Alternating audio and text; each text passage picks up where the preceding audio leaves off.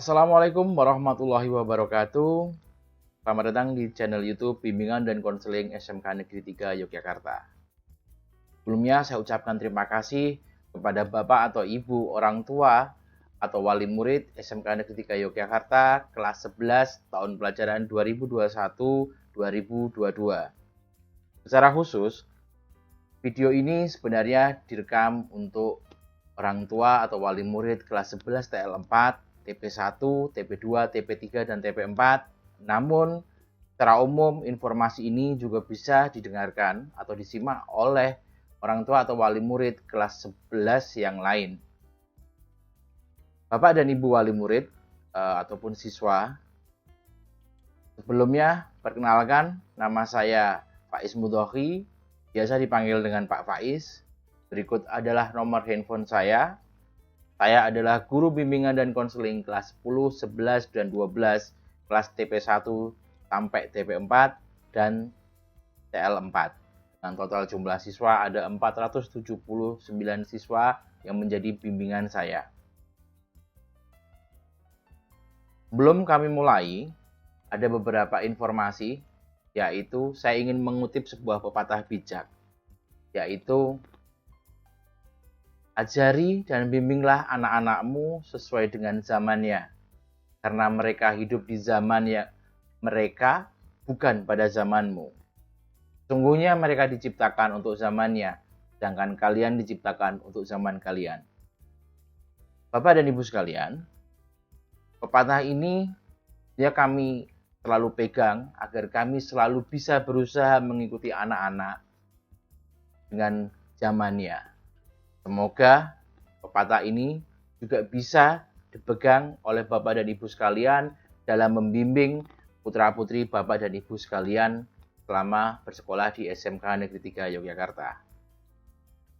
Bapak dan Ibu sekalian, saya ingin mengulangi beberapa mungkin yang pernah saya sampaikan dan mengulangi lagi di informasi ini yang sepertinya tidak mungkin jika saya melakukan Zoom meeting secara online dengan Bapak dan Ibu. Saya yakin tidak akan semuanya bisa hadir. Dan dengan video ini, saya harapkan Bapak dan Ibu bisa mengikuti video ini hingga selesai video ini.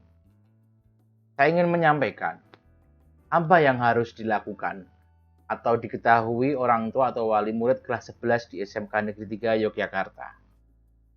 Sebelumnya saya ucapkan Bapak dan Ibu putranya sudah naik kelas di kelas 11. Bapak dan Ibu sekalian, langkah awal seperti halnya di kelas 1 kemarin. Yang harus Bapak dan Ibu pahami menurut kami adalah pertama, tahu dan paham peraturan tata tertib SMK Negeri 3 Yogyakarta. Selain putra-putri Bapak dan Ibu, mungkin Bapak dan Ibu perlu mengetahui apa saja peraturan yang ada di SMK Negeri 3 Yogyakarta. Kemudian, kami harapkan Bapak dan Ibu juga mengetahui jadwal pelajaran yang dijalani oleh putra-putri Bapak dan Ibu sekalian. Dari mana informasi tersebut bisa melalui grup WA wali murid yang sudah disediakan selama ini. Selanjutnya, Bapak dan Ibu kami harapkan paham apa dan jadwal seragam putra-putrinya. Jadi Bapak dan Ibu juga mengetahui jadwalnya seperti apa, hari Senin seperti apa, hari Selasa seperti apa, seragamnya apa saja. Kami harapkan Bapak Ibu juga mengetahui. Selanjutnya, kami harapkan Bapak dan Ibu tahu dan kenal serta mau bekerja sama dengan wali kelas, guru bimbingan dan konseling, dalam hal ini untuk mengantar kesuksesan studi putra Bapak dan Ibu di SMK Negeri 3 Yogyakarta. Dengan kenal wali kelas, dengan mengenal guru BK, otomatis ada seorang yang bisa menjadi tempat untuk komunikasi tentang kondisi putra-putri Bapak dan Ibu selama sekolah di SMK Negeri 3 Yogyakarta. Selanjutnya kami harapkan Bapak dan Ibu turut memantau mengetahui aktivitas putra-putrinya ketika di luar sekolah. Seperti kita ketahui, masa sekarang semuanya berada dalam kondisi daring, ataupun nanti suatu saat jika sudah tatap muka, Bapak dan Ibu kami harapkan ketika siswa keluar dari sekolah, dalam kegiatan bermainnya, Bapak dan Ibu mengetahui siapa temannya, siapa di mana putra-putri Bapak dan Ibu bermain. Kami harapkan Bapak dan Ibu mengetahui, baik dengan menanyakan langsung kepada putranya ataupun dengan bertanya kepada lingkungan sekitar putra-putri Bapak dan Ibu bermain. 6. Kami harapkan Bapak dan Ibu selalu semangat dan tidak pernah kenal lelah untuk mengingatkan putra-putrinya. Saya yakin Bapak dan Ibu seperti itu. Saya harapkan semoga tidak ada patah semangat untuk mengingatkan putra-putrinya dalam bersekolah di SMK Negeri 3 Yogyakarta dan menjalani semua prosesnya. Selanjutnya Bapak dan Ibu, kami ingin menyampaikan beberapa permasalahan anak di sekolah selama masa-masa luring yang pernah terjadi sebelumnya. Permasalahan yang terjadi yang muncul adalah siswa terlambat masuk sekolah. Bapak dan Ibu, jam pelajaran di sekolah biasanya ketika hari biasa adalah 6.45. Sebelum 6.45 pintu gerbang sekolah akan ditutup. Lebih dari itu siswa akan dianggap terlambat. Itu yang sering terjadi ketika masa luring biasa. Selanjutnya, permasalahan yang lainnya adalah siswa membolos atau meninggalkan pelajaran tanpa keterangan. Sekolah sudah menggunakan SOP, standar operasional prosedur, dalam penanganan ketika siswa melakukan keluar masuk sekolah.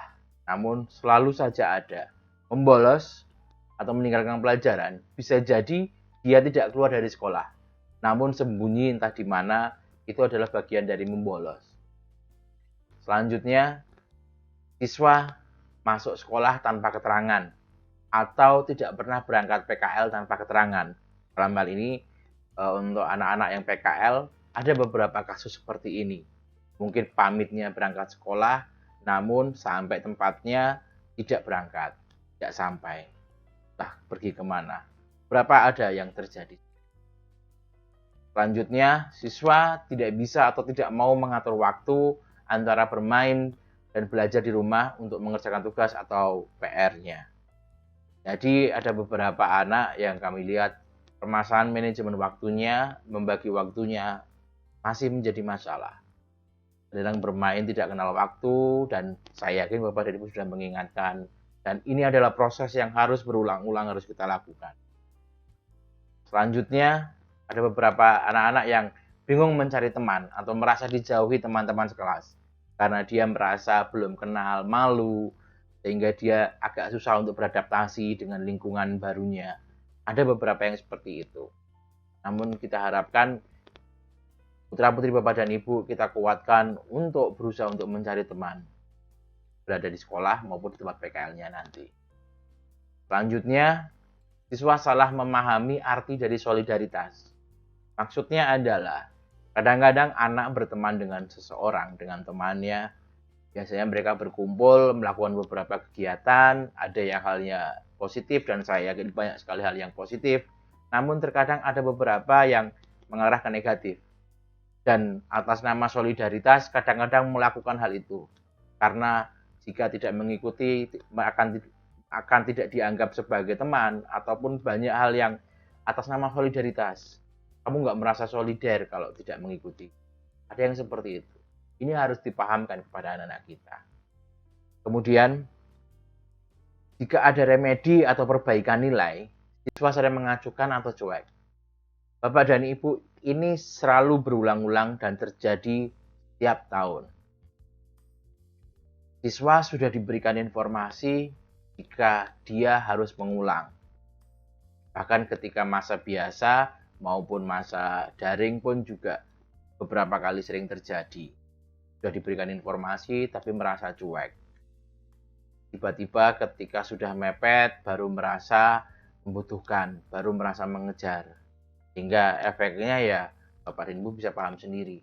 Jika tidak ada nilai atau nilainya kurang, ada beberapa yang tidak tuntas, ada kemungkinan tidak naik kelas. Selanjutnya Bapak dan Ibu, permasalahan anak di sekolah dalam hal ini kegiatan KBM daring hampir sama dengan yang ada di luring. Dan ini kita analisis, kita dapatkan informasi dari beberapa guru. Yang terjadi adalah, pertama, siswa terlambat mengikuti pelajaran daring. Banyak hal alasannya, entah tidak dibangunkan, atau kemudian ketiduran lagi, dan sebagainya. Ini permasalahan yang sering muncul ketika pembelajaran daring. Walaupun tidak banyak, tidak semua anak. Namun kadang-kadang yang terlambat itu selalu setiap hari itu berbeda-beda. Sehingga kami harapkan semuanya, kita semua sama saling mengingatkan. Makanya perlunya mengetahui jadwal pelajaran daring ataupun luringnya, ini adalah biar anak-anak tidak terlambat mengikuti pelajaran daring. Kemudian permasalahan selanjutnya adalah siswa tidak presensi kehadiran mata pelajaran. Bapak dan Ibu sekalian, masing-masing guru mata pelajaran sebelum pembelajaran dimulai, dalam hari ini semester awal, selalu mengadakan kontrak belajar atau kesepakatan bersama. Apa yang boleh dan tidak boleh dilakukan selama kegiatan mata pelajaran tersebut.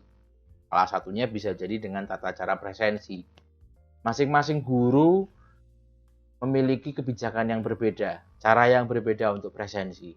Kenapa berbeda-beda? Agar putra Bapak dan Ibu belajar bahwa karakter masing-masing orang itu juga berbeda. Masing-masing nanti akan di dunia kerja menemui dengan rekan kerja ataupun atasan yang berbeda, pendapat atau yang konsep karakternya berbeda dengan dia bisa menerima, bisa mengikuti. Ini adalah proses pembiasaan Bapak dan Ibu. Tidak presensi kehadiran mata pelajaran daring ini beberapa kali sering terjadi. Kemudian permasalahan siswa tidak mengikuti KBM daring tanpa keterangan. Ini sering terjadi namun tidak semuanya melakukan.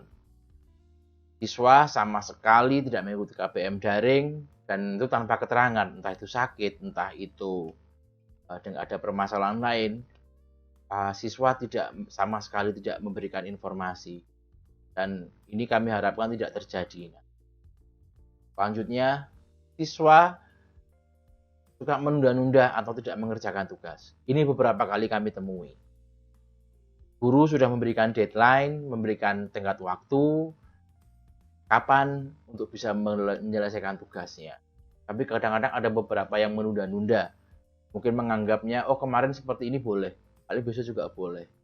Kebijakan pasti akan selalu berbeda dan gurunya pun akan berbeda dalam setiap tahunnya. Dan yang menunda-nunda ini pasti jelas akan merugikan putra-putri Bapak dan Ibu sekalian. Selanjutnya, permasalahan seperti yang di luring tadi, jika ada remedi atau perbaikan nilai, siswa sering mengacukan atau cuek. Di masa daring ini saya mengamati guru selalu berusaha aktif untuk mengingatkan, terutama di grup WA PJJ, pendidikan jarak jauh, itu grup namanya yang selama ini kita pakai. Guru jika pada hari itu selesai memberikan pengajaran KBM daring, biasanya selalu memberikan informasi. Jika ada ulangan, setelah selesai mereka hasil ulangannya selalu menginformasikan mana yang remedi, mana yang tidak. Ketika diinformasikan, ada beberapa siswa yang respon, ada juga yang tidak.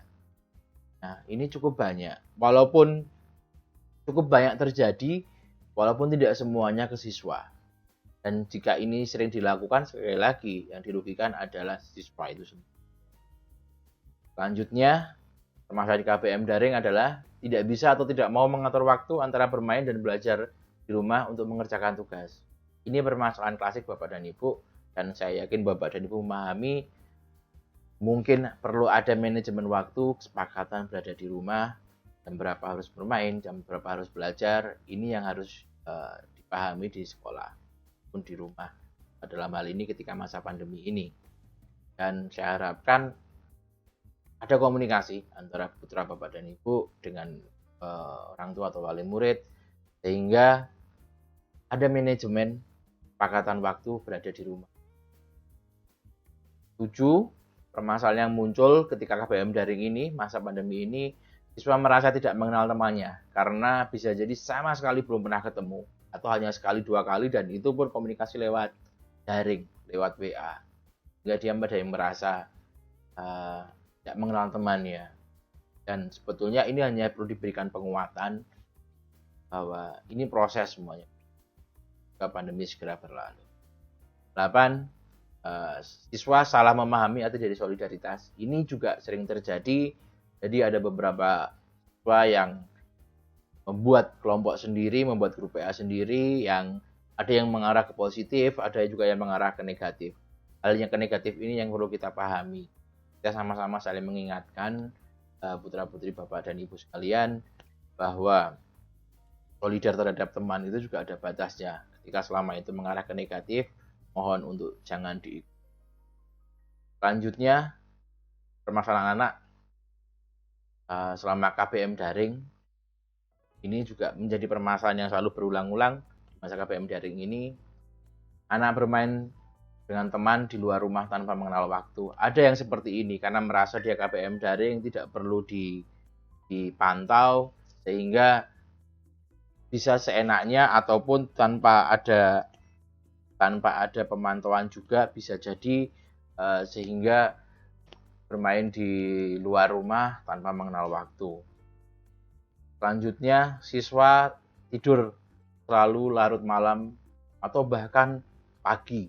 Setelah jam 12 malam, jam 1, jam 2 baru tidur. Efeknya adalah bangun kesiangan dan tidak mengikuti KBM daring. Ini beberapa kali terjadi. Permasalahan selanjutnya, jika ditanya orang tua tentang tugas sekolah daring, selalu menjawab aman, santai, sudah selesai semuanya dan sebagainya. Nah, ini Bapak dan Ibu, ini yang mungkin perlu diperhatikan. Ketika anak ditanyakan gimana sekolahnya, gimana pelajarannya. Ketika dia mengatakan, sudah, mohon untuk Bapak dan Ibu bisa lebih aktif. Ini berdasarkan pengalaman dari beberapa wali murid yang lain.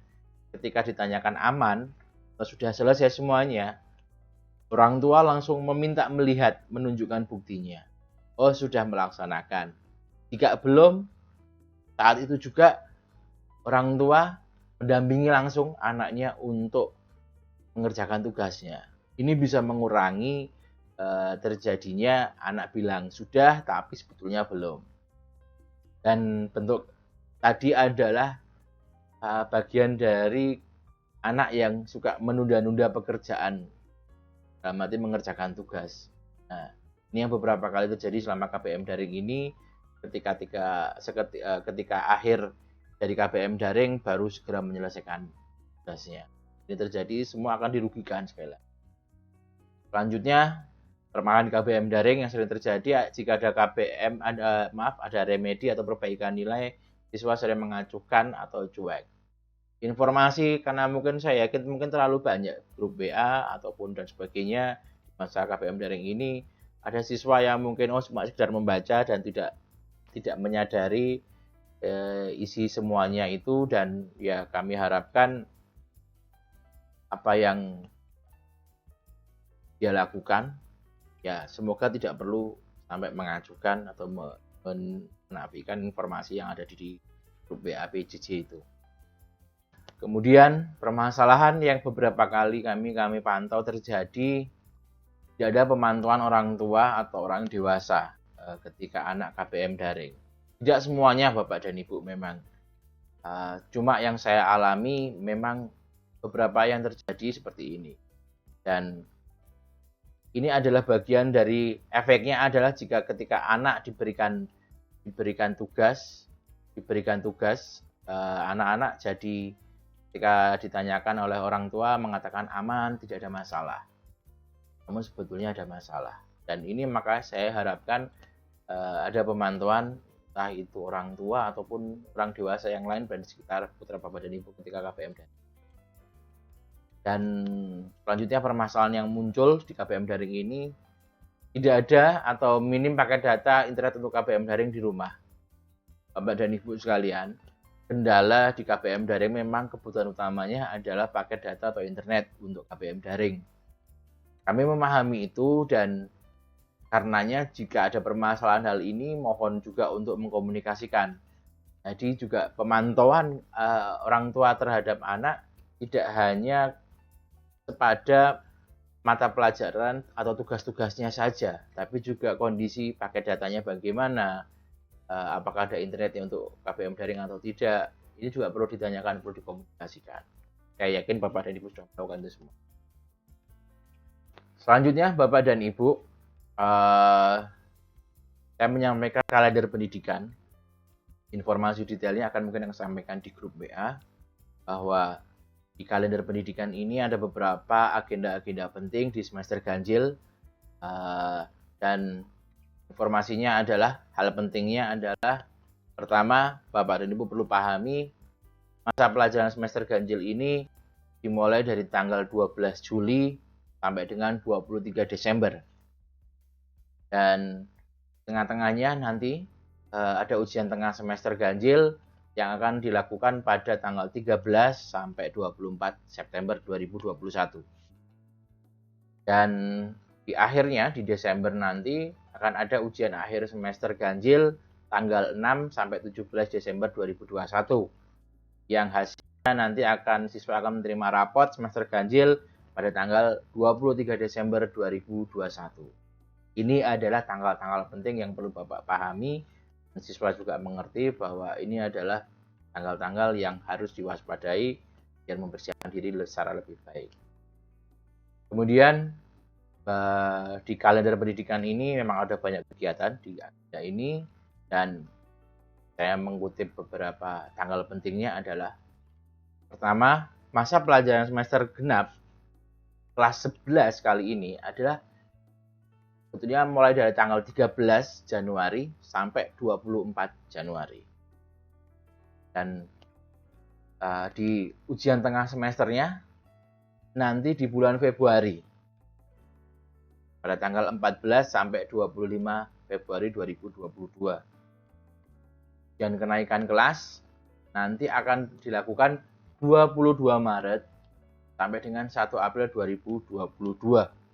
Yang artinya, jika kita menghitung dari bulan Januari, Februari, Maret, berarti kurang lebih ada hanya 3 bulan lah maksimal siswa kelas 11 untuk belajar semester 4 atau semester genap di masa besok ini. Hanya kurang lebih 3 bulan. Kenapa 3 bulan? Karena nanti pada tanggal 4 April sampai 30 September, kurang lebih 6 bulan, akan dilakukan praktek kerja lapangan kelas 11. Praktek kerja lapangan untuk kelas 11 ini dilakukan di akhir kelas 11 dan di awal kelas 12.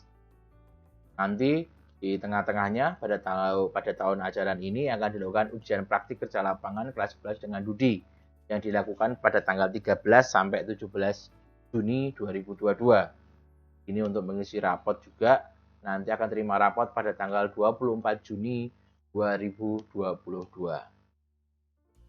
Bapak dan Ibu, ini catatan khusus untuk kelas 11. Kami harapkan siswa sudah bisa mempersiapkan PKL, tempat PKL-nya sejak sekarang. Jadi sambil menunggu ada jadwal observasi tempat PKL dari tim Pokja PKL SMK 3 Yogyakarta, siswa dapat mulai mencari tempat PKL, dapat berburu PKL, tempat PKL yang sesuai dengan kriteria yang biasanya diajukan oleh tim Pokja PKL, karena ada standar tersendiri. Kenapa? Karena agar anak-anak benar-benar mendapatkan pengalaman pekerjaan praktek kerja lapangan di perusahaan tersebut, sehingga lebih pengalaman nanti bisa menjadi pengalaman terbaik untuk ketika lulus. Namun nanti informasi lebih lengkap dapat menghubungi Pokja PKL Sekagata. Kemudian Bapak dan Ibu, ini adalah jadwal pelajaran daring kelas 11 TL dan 11 TP. Untuk Bapak dan Ibu pahami, untuk kelas 11 ini, untuk kelas TL, ada kurang lebih 10 mata pelajaran. Ada 10 mata pelajaran yang diikuti oleh kelas 11 TL. Yang dibagi menjadi dalam sehari ada 2 sesi.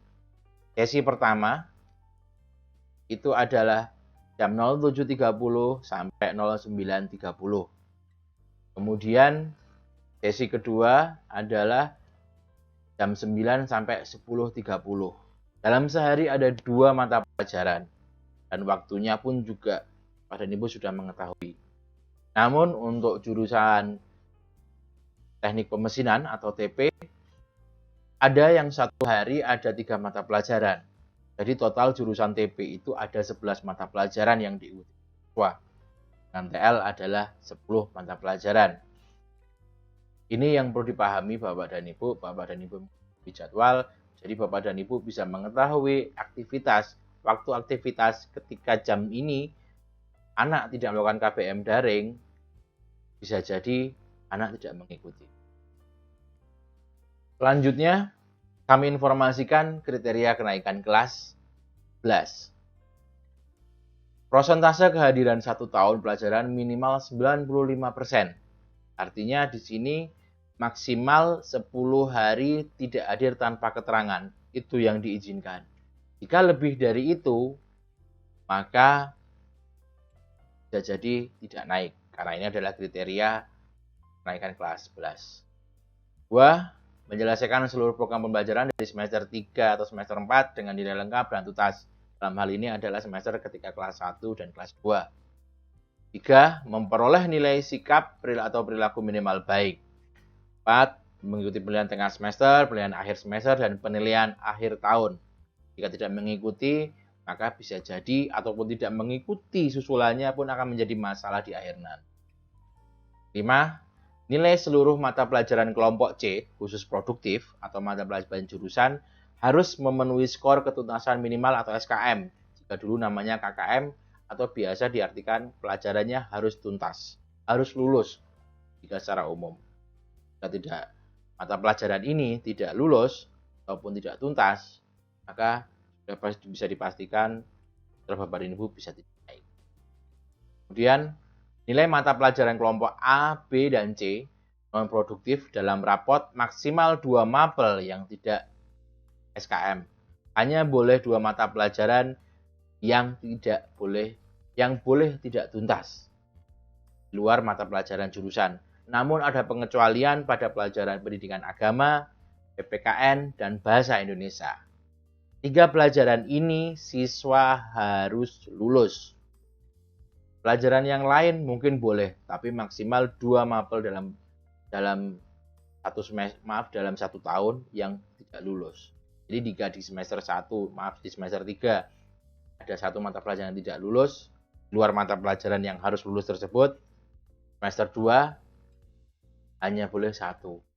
Dan semester 1 tidak ada sama sekali yang tidak KKM, semester 2 atau semester 4-nya, semester genapnya maksimal hanya 2 yang bisa tidak tuntas, kecuali mata pelajaran yang wajib tuntas ini. Selanjutnya Bapak dan Ibu, kami jelaskan lagi kehadiran siswa dalam KBM atau kegiatan belajar mengajar. Pertama, kehadiran siswa adalah keberadaan siswa selama mengikuti daring dari rumah atau luring di sekolah. Yang artinya siswa mengikuti kegiatan jadwal pembelajaran daring sesuai dengan jadwalnya ataupun luring nanti ketika berada di sekolah. Jika tidak berada atau tidak mengikuti kegiatan tersebut, maka siswa dianggap tidak hadir. 2. Siswa diwajibkan mengisi presensi secara online yang disediakan dan ditentukan oleh guru mapel saat pelajaran berlangsung sesuai jadwal. Jika dalam kegiatan daring, biasanya guru sudah menentukan prosedur ataupun kesepakatan bersama bagaimana caranya siswa untuk presensi. Dan itu harus diikuti Bapak dan Ibu. Semua ada prosesnya Bapak dan Ibu, perlu dipahami bersama. Perbedaan atau kebijakan masing-masing guru mapel merupakan bagian dari proses pembelajaran putra Bapak dan Ibu. Ketika nanti di dunia kerja, karena mereka akan menemukan banyak hal yang berbeda, karakter orang yang berbeda, baik entah kuliah maupun bekerja nanti atau berwirausaha, pasti akan ketemu dengan orang yang berbeda, kebijakannya berbeda. Ini adalah bagian dari proses pembelajaran putra Bapak dan Ibu. Jadi siswa harus mengikuti aturan atau prosedur presensi yang diminta oleh guru mata pelajaran. Dan itu biasanya sesuai jadwal. Selanjutnya nomor 3, siswa yang tidak mengikuti KBM daring atau luring diberikan pembinaan. Seperti yang kita ketahui bersama, jika siswa tidak mengikuti daring, entah itu sesi ataupun satu hari, biasanya kami memberikan pembinaan. Baik itu dilakukan oleh guru mata pelajaran, wali kelas, ataupun guru BK atau pimpinan sekolah yang lainnya. Selanjutnya, berkaitan dengan dalam KBM daring dalam sehari, untuk kelas 11 TL dan 11 TP terdiri dari 2 sesi yang disampaikan di jadwal tadi. Sedangkan untuk kelas 11 TP pada hari Kamis ada 3 sesi. Jadi kelas 11 TL ada 10 mata pelajaran dalam seminggu, sedangkan 11 TP dalam seminggu ada 11 mata pelajaran. Selanjutnya, nomor 5, siswa yang tidak presensi di semua mata pelajaran dalam sehari akan dihitung 1 hari tidak masuk dalam tanpa keterangan.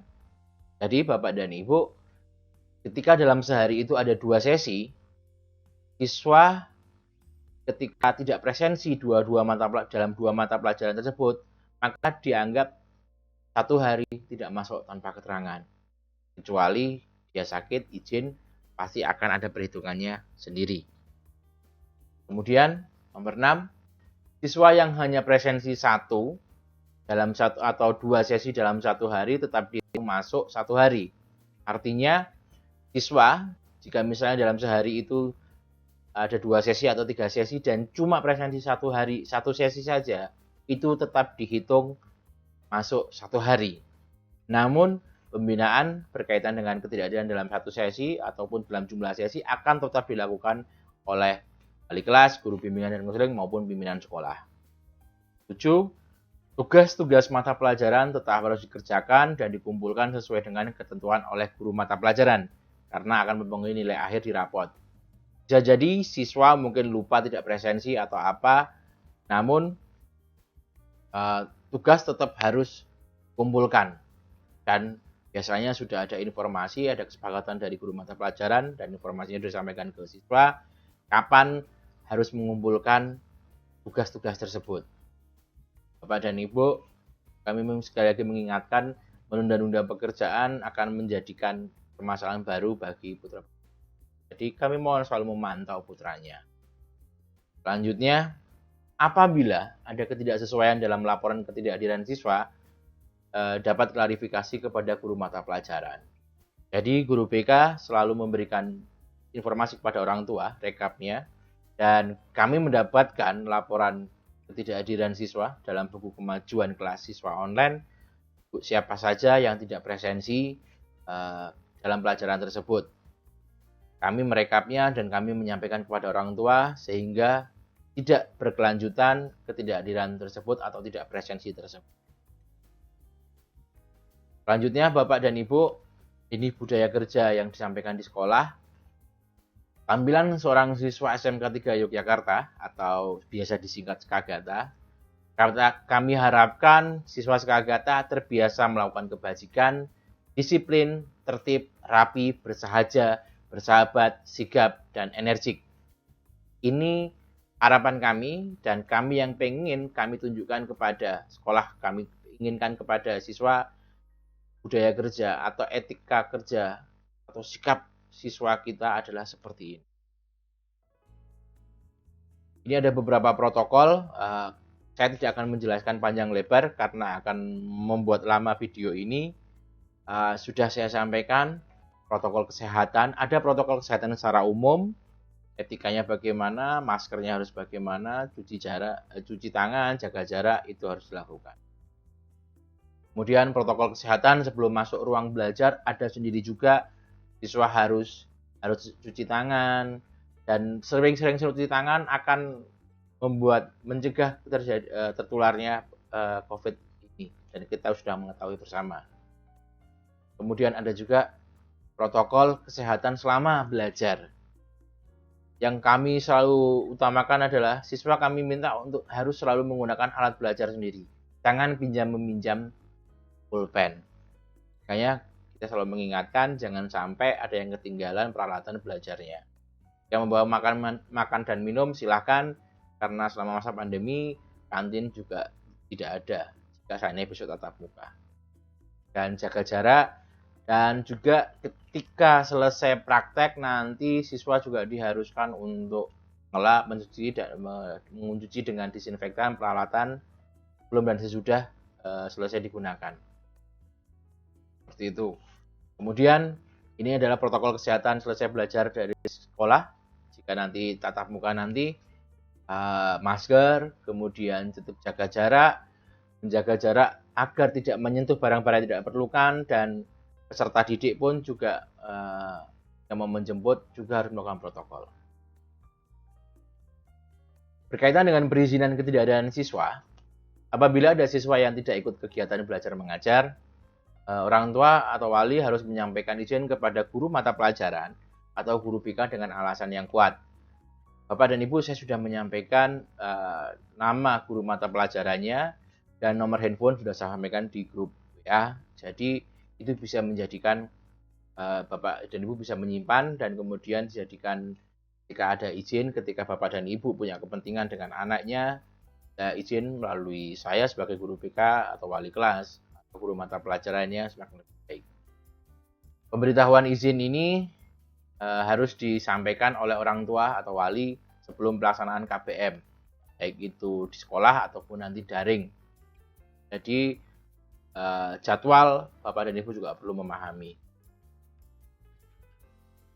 Selanjutnya seragam sekolah Bapak dan Ibu, karena ini sudah kelas 2, saya yakin sudah paham seragam nasionalnya adalah kemeja putih, bilangan pendek, dan atau celana abu-abu.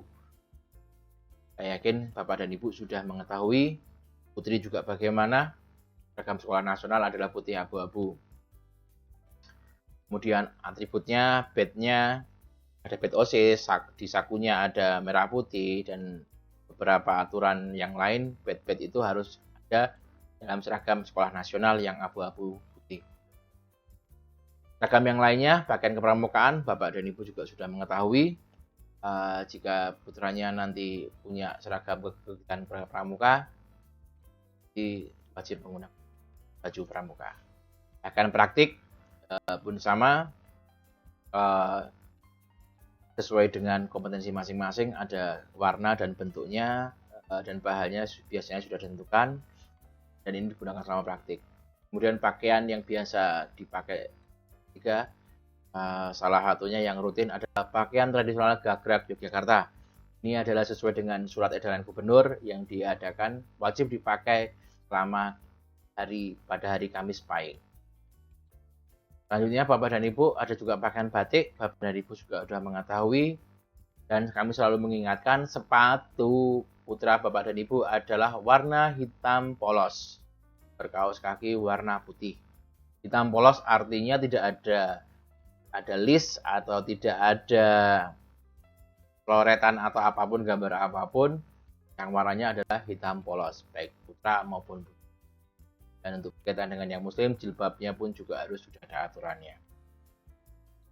Jadwal penggunaan seragam, saya kembali mengingatkan Bapak dan Ibu, Senin, Selasa, Rabu siswa memakai seragam nasional. Hari Kamis memakai batik motif khas Yogyakarta atau dalam hal ini khas SMK Negeri 3 Yogyakarta. Kemudian hari Jumat dan pada saat kegiatan pramuka memakai seragam pramuka lengkap. Setiap hari Kamis Pahing memakai batik motif khas Yogyakarta. Maksudnya adalah setiap Kamis Pahing menggunakan, maaf ini saya salah tulis, setiap hari Kamis Pahing menggunakan Gagrag Yogyakarta. Yang digunakan adalah minimal adalah belangkon, sorjan, jarik, dan slop. Itu yang minimal digunakan. Selama praktek, siswa menggunakan baju prakteknya, saat jam olahraga menggunakan baju olahraga, dan selama berada di lingkungan sekolah, siswa dilarang untuk menggunakan jaket, sweater, atau sejenisnya, sepatu slop, sepatu sandal, atau bahkan sandal saja. Selanjutnya Bapak dan Ibu, untuk memudahkan kami, saya sebagai guru BK, TP, dan TL, kami membuat sebuah informasi sendiri yang ada di Google Sheet, yaitu dengan membuka link https://bit.ly/absensi 11 TPTL 2122. Bapak dan Ibu Google Sheet ini akan kami update secara rutin, baik itu mungkin dalam sehari sekali, 2 hari sekali, dalam seminggu pasti kami selalu update. Jadi Bapak dan Ibu mohon bisa ikut memantau melalui link ini. Bagaimana membacanya? Bapak dan Ibu, bentuknya nanti akan seperti ini. Ini adalah bentuknya rekap. Di sini ada absensi, ada sheet absensi, kemudian ini ada bulan Juli dan Agustus dan seterusnya. Dan ini adalah rekap per tahun. Rekap per tahun ini adalah jumlah hariannya Bapak dan Ibu setiap sesinya. Bapak dan Ibu kan tadi kami sudah menjelaskan bahwa dalam satu hari ada 2 sesi atau ada yang 3 sesi.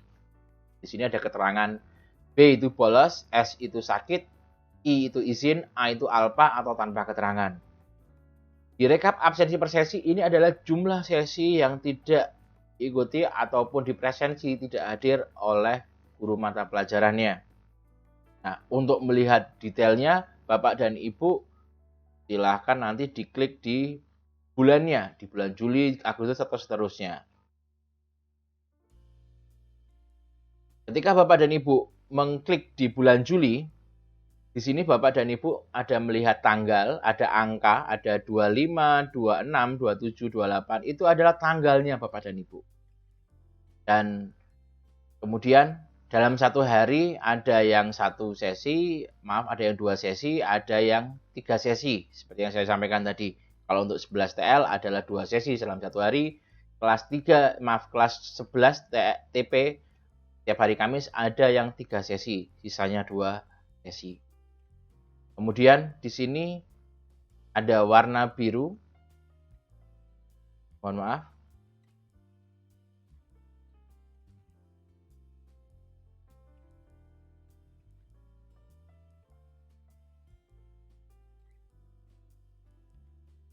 Ada gangguan. Ini tidak saya edit karena keterbatasan kemampuan saya. Bapak dan Ibu kembali ke sini, cara membaca rekap ketidakhadiran. Di sini ada satu hari terdapat 3 sesi. Di sini ada warna biru Bapak dan Ibu. Warna biru ini adalah artinya data sudah masuk dan ada yang tidak hadir.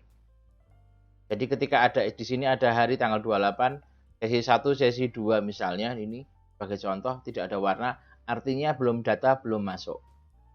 Kemudian di sini ada warna hijau di S1. Jadi S1, S Romawi 1 adalah artinya itu sesi 1. S Romawi 2 adalah sesi 2. S Romawi 3 adalah sesi 3. Ini adalah cara membacanya Bapak dan Ibu. Kemudian di sini atasnya ada tanggal, di sini adalah jumlahnya. Jika dalam 1, 2, di sini nanti ada misalnya alfa 2, otomatis nanti akan tertulis 2. Jika tertulis di sini cuma 1, akan tertulis 1B. Ini informasi berasal dari guru mata pelajaran. Dan kalau warna hijau di sini artinya nihil, semuanya masuk. Dan seperti yang diketahui bersama tadi, jika dalam satu hari, misalnya 2 sesi dia masuk terus, berarti dia masuk.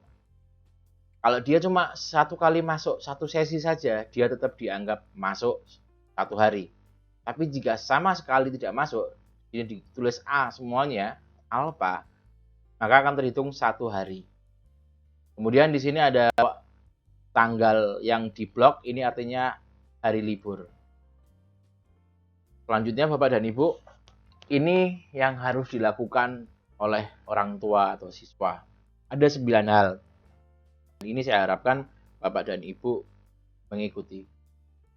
Pertama, jika putra Bapak dan Ibu mengeluh ada masalah di sekolah, mohon itu KBM daring maupun luring nantinya, orang tua atau wali murid tolong jangan diam, aktif dengan berkonsultasi dengan wali kelas atau guru BK. Mohon sekali lagi. Kemudian 2, jika anak tidak ingin sekolah, orang tua atau murid atau wali murid tolong jangan diam. Tetap berkonsultasi dengan wali kelas atau guru BK, berkomunikasi. Kemudian jika ada orang tua atau wali murid ada masalah keluarga, mohon sekali lagi, aktiflah memantau perkembangan anak di sekolah. Karena biasanya 90% permasalahan anak di sekolah berasal dari permasalahan keluarga. Ini yang sering terjadi, kami amati permasalahan anak di sekolah. 4. Mohon Bapak dan Ibu, jika ada surat undangan konsultasi dari wali kelas atau guru BK, mohon datanglah sesuai dengan waktu yang tertera dalam surat undangan. Bapak dan Ibu, kami juga memahami kondisi Bapak dan Ibu sekalian. Guru BK di sini saya sebagai guru BK memegang 497. Dalam sehari bisa jadi saya mengundang 1 atau 2, bahkan bisa jadi 4 yang sudah kami atur jadwalnya. Jadi benar-benar undangan tersebut, jadwal yang sudah tertera itu sudah kami tentukan, kami rencanakan. Bahkan juga dengan guru-guru juga memiliki agenda kegiatan selama jam kerja. Kami harapkan datang sesuai dengan undangan yang tertera di situ dan mohon jangan menunda. Kami bisa memahami Bapak dan Ibu, tapi ini permasalahan putra Bapak dan Ibu sekalian. Makanya ini demi kebaikan bersama, dimohon kami kesediaannya untuk datang tepat waktu jika diundang ke sekolah.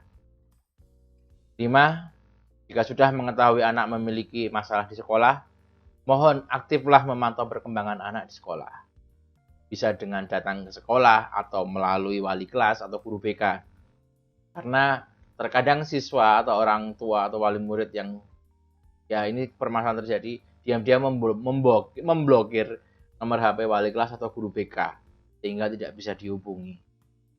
Jadi jika ada permasalahan, kadang-kadang yang memblokir pun mungkin bisa jadi bukan orang tuanya, jadi siswanya.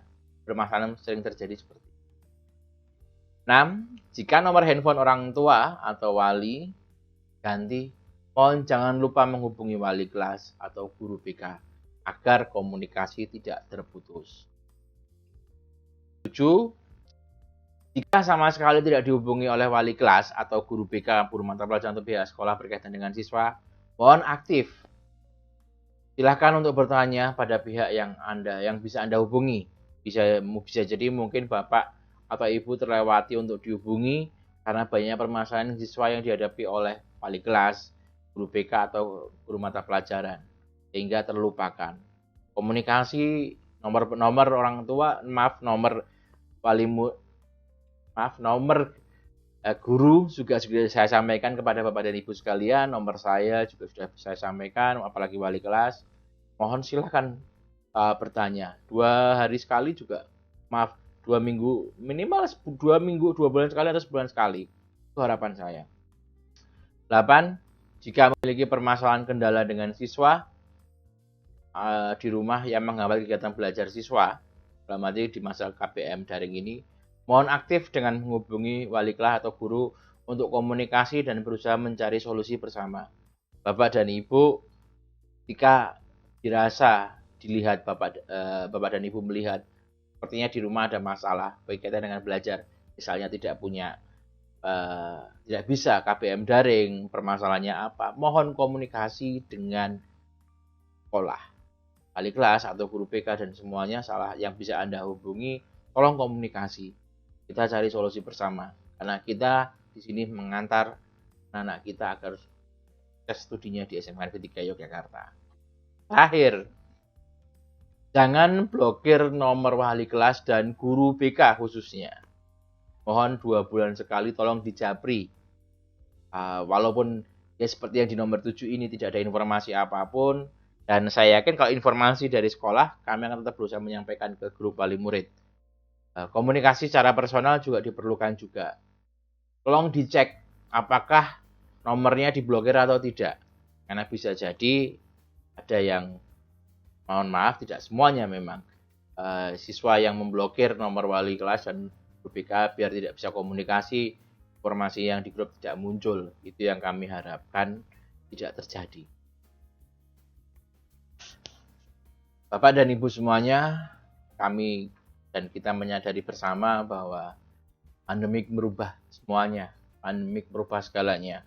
Kondisi yang kemarin mungkin baik-baik saja, sekarang menjadi tidak baik-baik saja, bahkan dengan perpanjangan PPKM dan semuanya.